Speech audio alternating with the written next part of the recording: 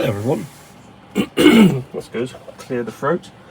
So what I've got here is this Daewoo DVD HDD Recorder.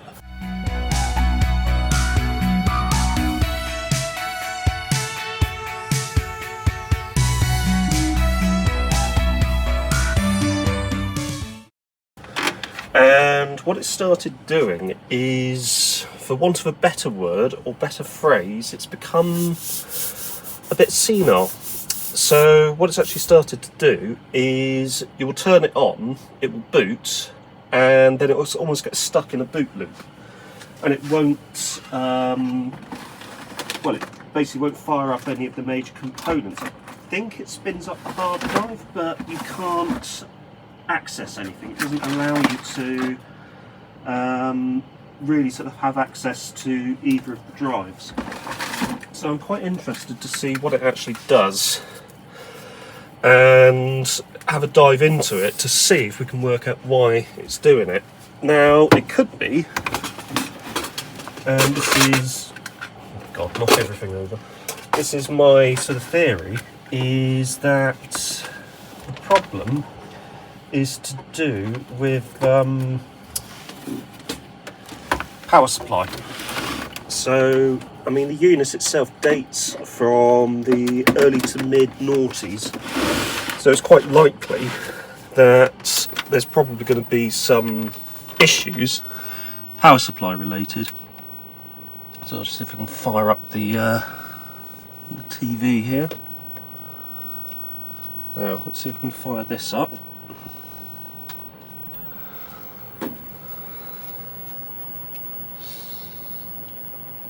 And it does seem to be starting.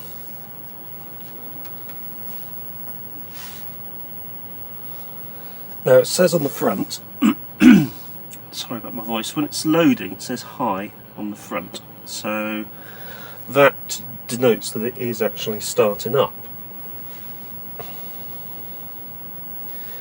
You get obviously the blank screen, blank raster.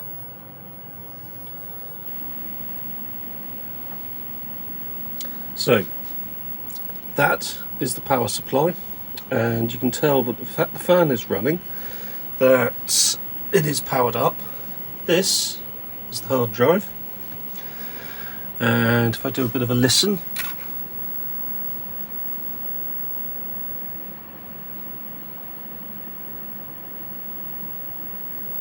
doesn't seem to be clunking or anything of that sort of nature. So let's see if I can put that into standby, which it does go into standby, and let's try to power it up again.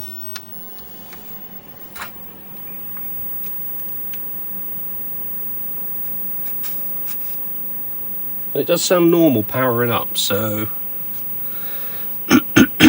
excuse me, that seems to be okay. So the test for seeing if it works with devices unplugged has failed. Let's check the outputs on these pins for the various drives. So yellow should be, I think that's 12, yep, that's 12 on both. So we're getting 12 volts on both. Red should be 5.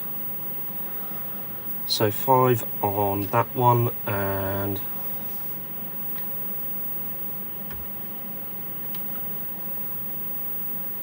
pretty much bang on 5 on this one. So there's no problems with the voltage. I think the blue one is probably, I want to say 3. Oh, it might be a negative voltage.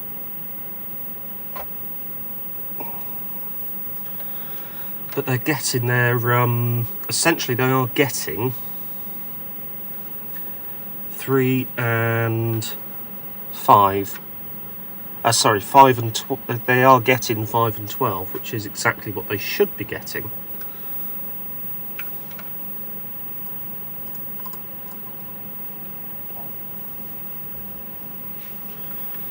So that diode is 2.6.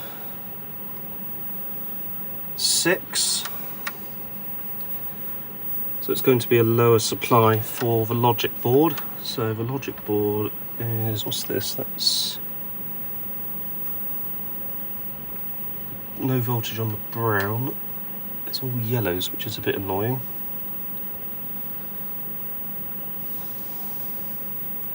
Five. 3.3, which sounds logical. 3.3. 2.6, which makes sense because that diode is outputting 2.6. 2.6 and 0. So the logic board is getting juice. Nothing's changed on the screen, it's still trying to boot. No change in the overall state.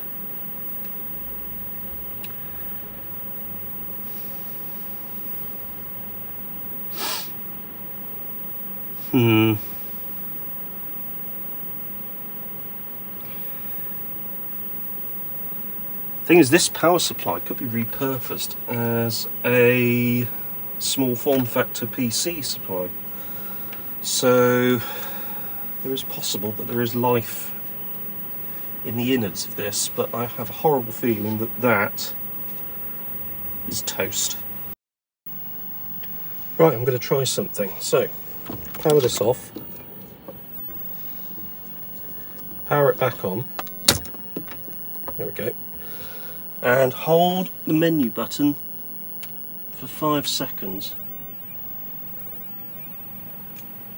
So safe mode is like a factory reset.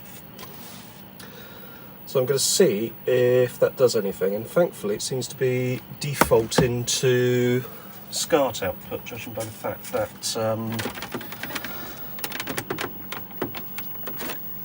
it's doing that. So that's what you should be seeing. It should come up to that screen initially when loading, then go to this. So that is exactly what you would want to see. Now, the fact that it's blanking is a bit of concern. It shouldn't blank like that. It should stay as it is. So let's try going to menu on the remote control.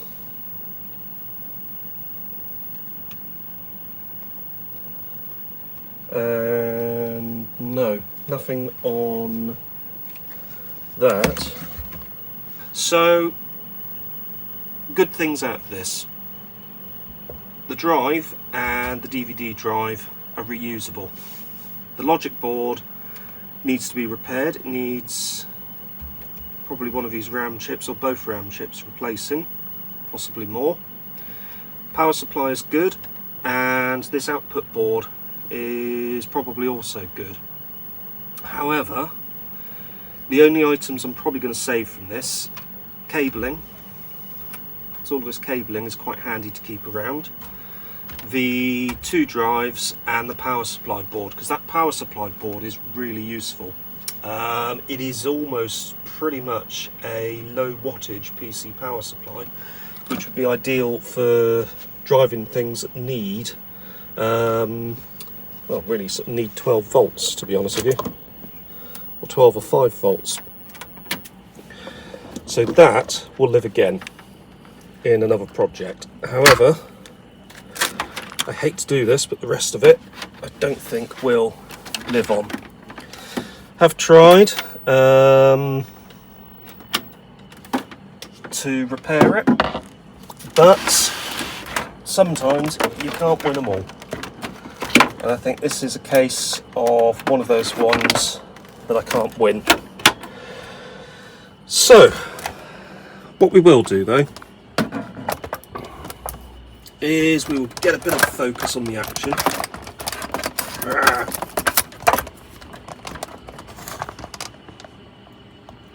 And we will go through taking out the components that I want to keep. So first off, this drive, well actually, first off the cabling. So these twisted IDE cables are actually quite handy because they are quite compact. So we'll keep those.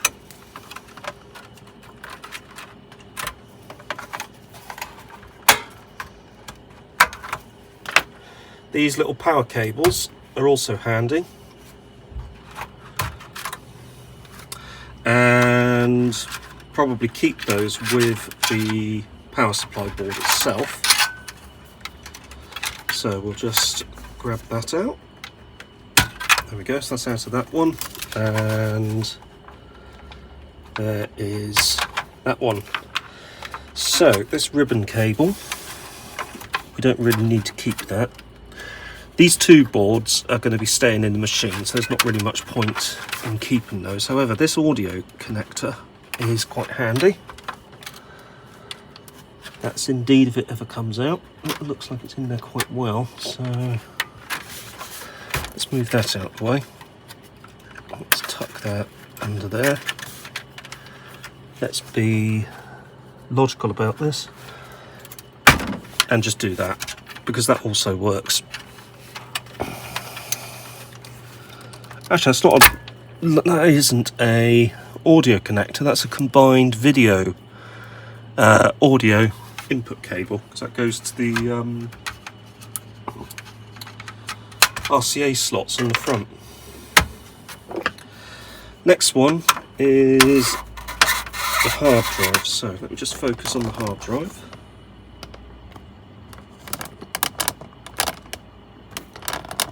There we go, so let's get the hard drive out.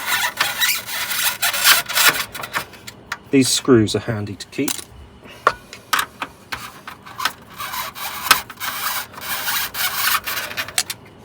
As are these rubber boots as well.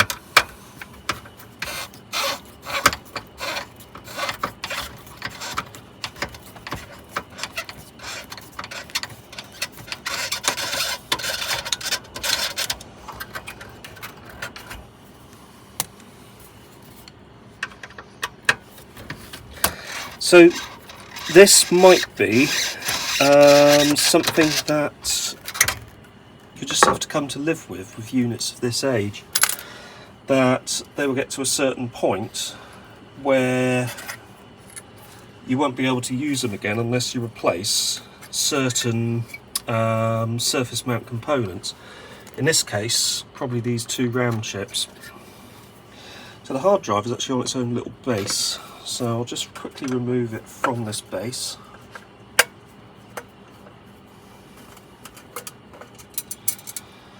And keep the screws, obviously. Always useful to have the screws. You've got that ribbon cable going to the front there, which is for these front control buttons. And that goes all the way to this board at the back.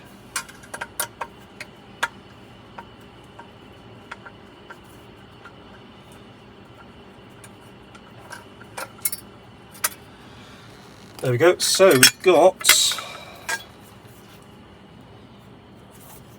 an 80GB IDE hard disk. They can be quite handy. Quick view, not sure what that means. It might be a higher RPM than a standard one, possibly, because it's obviously used for well, video. Next one is this. So that is held in with, I think, 4. This is actually a bare drive, so that can be quite handy. This is another IDE drive, again, always handy to have lying around.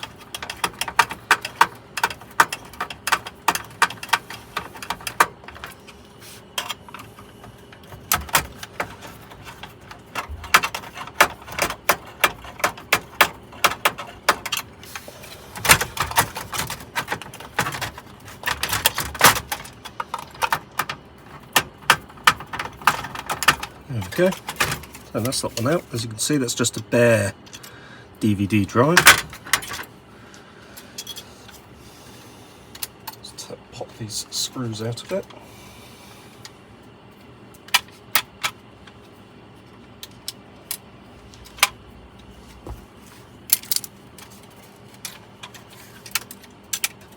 There we go.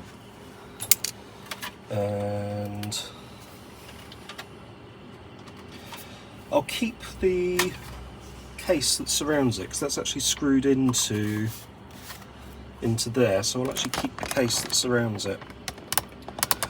What we will grab is the power supply. Now, when we measured it earlier, we did discover that it was outputting a mixture of 3.3, 2.6 and 5 volts to the logic boards, which is handy. And I want to ideally keep the cable work, so this one unplugs from that side. This one is hard soldered into there, so what I could do is I could either be really brutal and pull it, or be more sensible and cut it.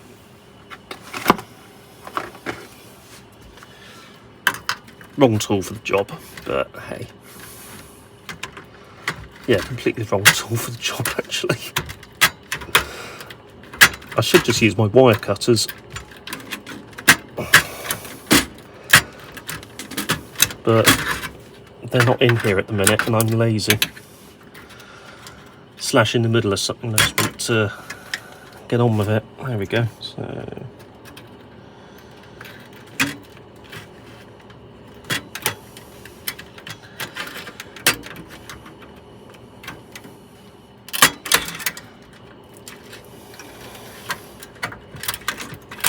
there you go, done.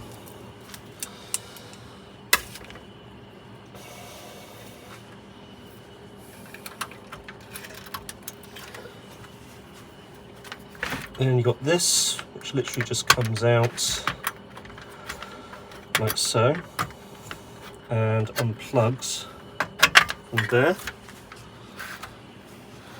Then you've got the fan, which is going to be held in possibly at the back, or there's one, two, yeah, I think there's 2 screws holding the fan in.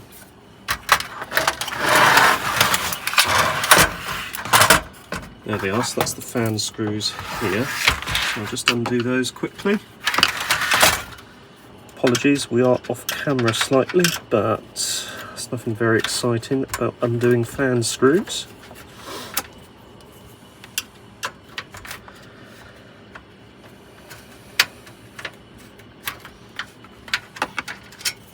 There we go.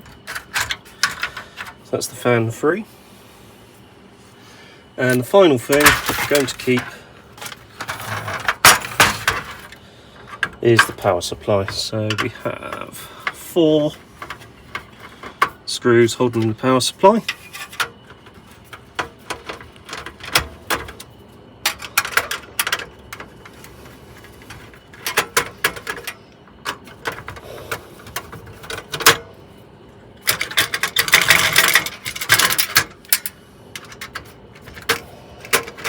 There we go. And it's still held in.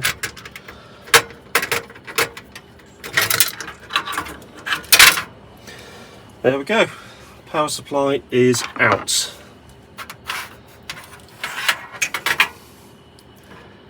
You can actually have a look under there. There's no dry joints that I can see.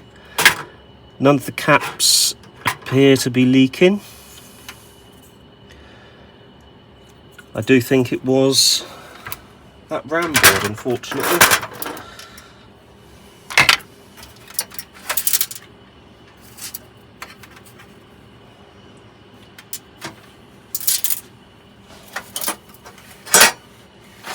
So what have we managed to salvage? We have power supply, DVD drive, assorted, very useful cabling, and the hard disk.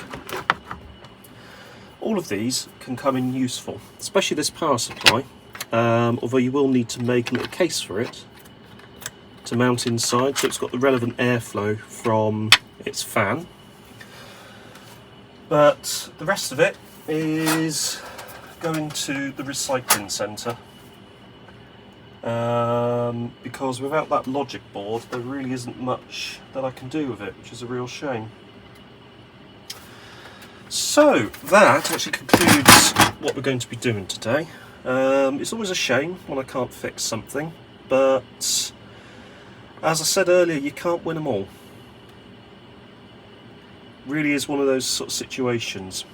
However, we have got a few useful spares that we can use in future things, and for the moment that actually concludes what we're going to be doing today. I'd like to thank you very much for watching. I'd like to invite you to subscribe if you have found this content interesting. There is other content on my channel as well that you may also find interesting. But otherwise, thank you very much for watching, take care and see you soon.